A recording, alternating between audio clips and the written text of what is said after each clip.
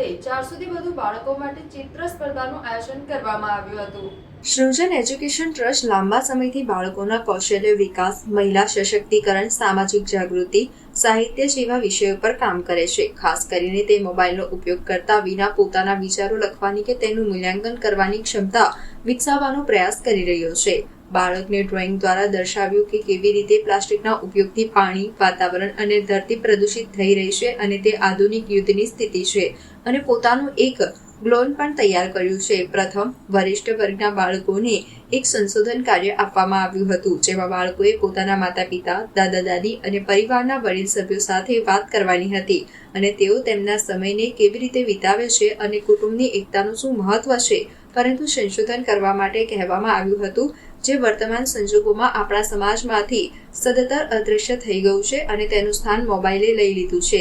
આનો ઉદ્દેશ્ય બાળકોને તેમના ડ્રોઈંગ દ્વારા બતાવવાનો છે કે જ્યારે પરિવારો સાથે બેસીને તેમનો સમય વિતાવે ત્યારે ટેકનોલોજીનો ઉપયોગ કરીને આ વાતાવરણ કેવી રીતે ફરીથી બનાવવું। કાર્યક્રમમાં શહેર પ્રાથમિક શિક્ષણ સમિતિના ચેરમેન નિશિદાઈભાઈ દેસાઈ અને કોર્પોરેટર રીતા સિંધે ઉપસ્થિત રહી બાળકોને પ્રોત્સાહિત કર્યા હતા। આ કાર્યક્રમમાં નિર્ણાયક તરીકે આંતરરાષ્ટ્રીય કલાકાર રાજેન્દ્ર ડિંડોરકર ઉપસ્થિત રહ્યા હતા, અને તેમની વિશેષ અને નિષ્ણાંત નજરે તેમણે દરેક બાળકના ડ્રોઈંગને જોઈને 2 કેટેગરીમાં પ્રથમ, દ્વિતીય અને તૃતીય સ્થાન માટે શ્રેષ્ઠ ચિત્રોની પસંદગી કરી હતી। બાળકોને શબ્દો દ્વારા સમજાવ્યું। આ કાર્યક્રમને સફળ બનાવવા પ્રયાસ ટ્રસ્ટ વડોદરા મા ભારતી સ્કૂલ અકોટા ધવલભાઈ પટેલનો વિશેષ ફાળો રહ્યો હતો।